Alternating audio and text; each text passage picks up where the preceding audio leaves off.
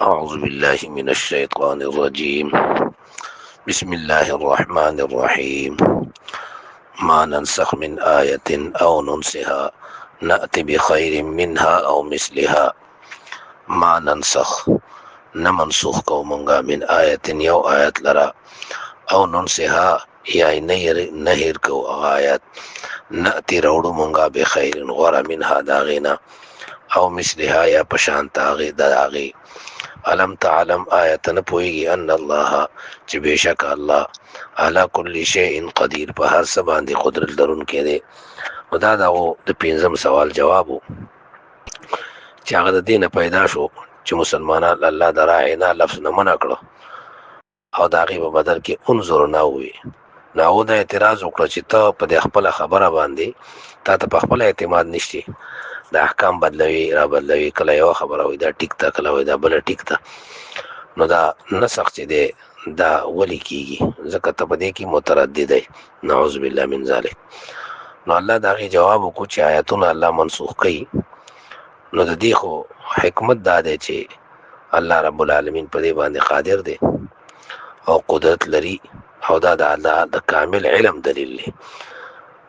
ځکه نسخ ویل کیږي مخکنی حکم ختمول و رفع حکم شرعي بدلیل شرعي متأخر، چې مخکې یو دلیل شرعي سره خبره ثابت وي، وروسته یو دلیل شرعي راشي هغې سره هغه خبره ختم شي. نو دې مثال داسې دی لکه ډاکټر چاله دوایي ورکي او هلکه دوایي ورکي، مریض کنډیشن ته ګوري، چې کله وایي چې دا ښه شي بیا به د دې نه زړوره دوایي ورکو د کې لږ قوت او طاقت پیدا شي. دا شان د الله احکامات را لیږي، بعضې وخت کې هغه مختصري یا کمی، نو وروسته چې امت کې صلاحیت پیدا شي د هغې نه مشکل حکم راشي یا کټ حکم راشي په ثواب کې. نو دا د الله د کامل علم دلیل دی، دا د کم علمي دلیل نه دی. بیا نسخ په ډېر قسمونو باندې دی، یا آیات منسوخ شي تلاوت حکم باقي، یا حکم منسوخ شي تلاوت باقي، یا دواړه ختم شي. ډېر شي قسمونه یې د هغې ذیلي. او دارنګې نسخ چې کوم دی دا په قرآن کې څوک کوئی 500 آیتونه دي، څوک کوئی 20 دي، 22 دي، څوک کوئی 15 دي. او به هر کیف دا د نسخ د مفهوم او د تعریف په اختلاف کې فرق نو بیا آیتونه کمیږي زیاتیږي. نو نسخ د الله د قدرت دلیل دی، په دې باندې چې کوم دی یعنی اعتراض کول نه دی پکار. ځکه علم تعلم ان الله علی کل شیء قدیر، الله په هر څه باندې قادر دی، نو په نسخ هم قادر دی. مخکې د دې نسخ دلیل پیش کوي الله علم تعلم آیا نه پوهېږي ته ان الله له چې